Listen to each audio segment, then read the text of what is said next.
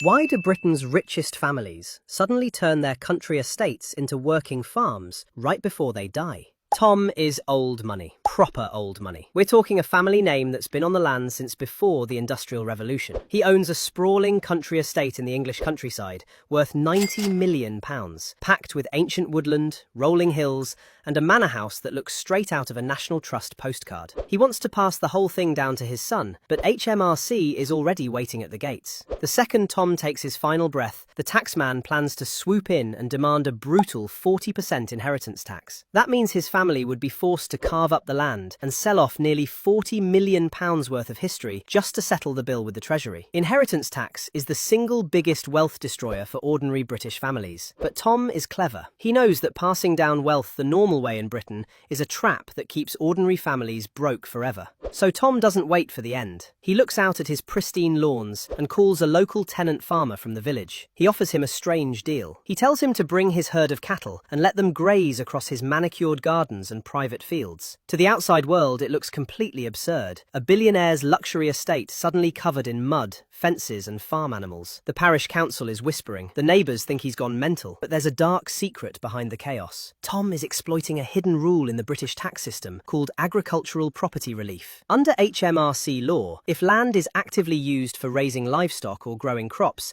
the state classifies it as a working farm, and the system has a special shield for farms. It declares them completely untouchable by inheritance tax to protect the nation's food supply. By letting a neighbour's cows eat his grass, Tom magically transforms his luxury playground into an official agricultural shield on paper. When he finally passes away, the inspector arrives with a clipboard, sees the cattle, checks the DEFRA records, and is forced to walk away empty-handed. The tax bill instantly drops to absolute zero. His son inherits the entire £90 million estate without losing a single penny.